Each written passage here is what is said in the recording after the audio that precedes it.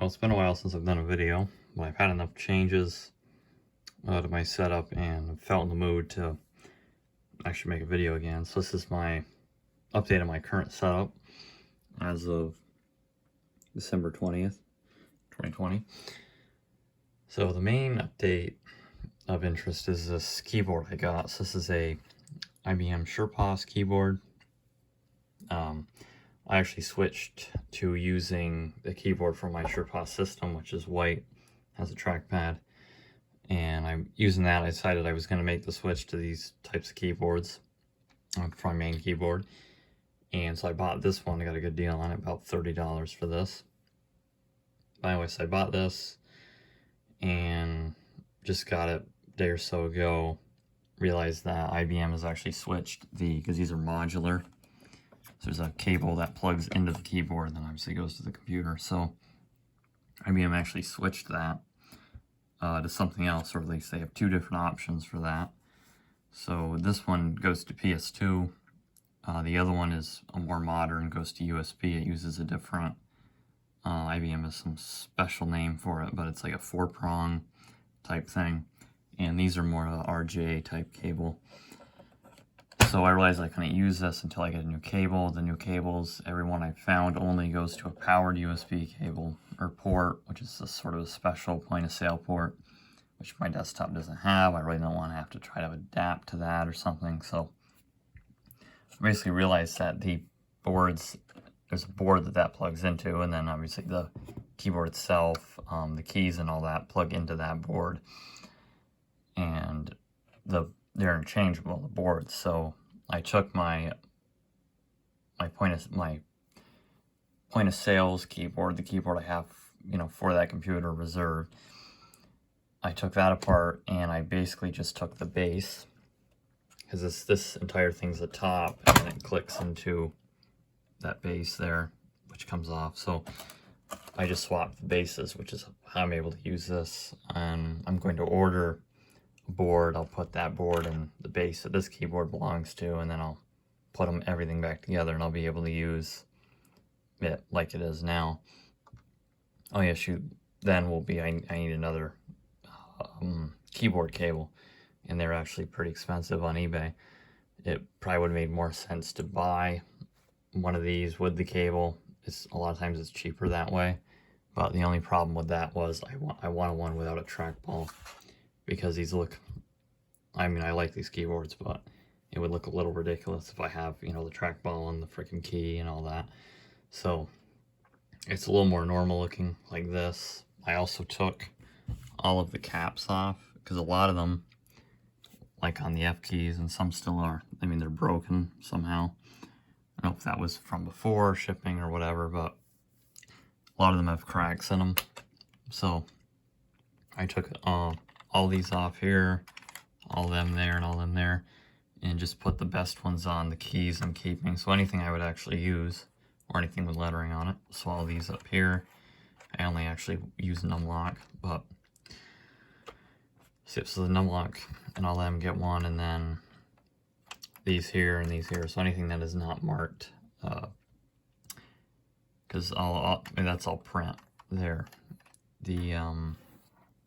These keys are not printed though, so you can take these off, and there's not like a 7 or a 4 or whatever underneath. Those are all paper actually in the caps, sort of like how those are there. So I like it a lot more this way.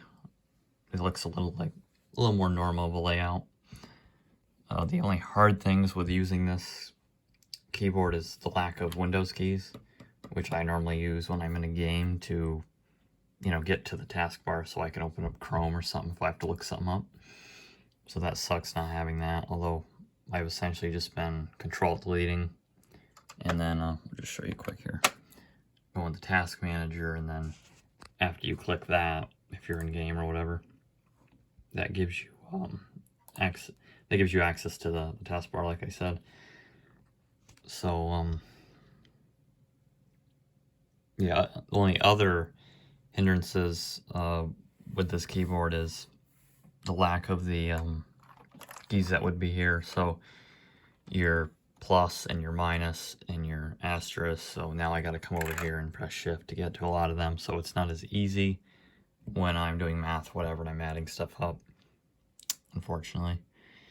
The enter key, enter is printed actually on this very bottom key, because there's actually two keys here. And this cap just covers both. Yeah, that's what the cap looks like.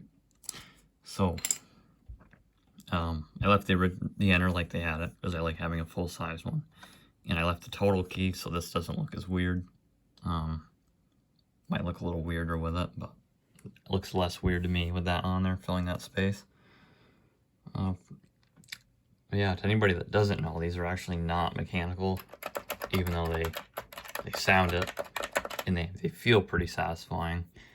I don't know how much of that is just the sound, but they do feel pretty kind of mechanical. They have a good feedback. It's easy to get typing quick on these, so which is nice. But they're actually rubber domes. So has the manager's key.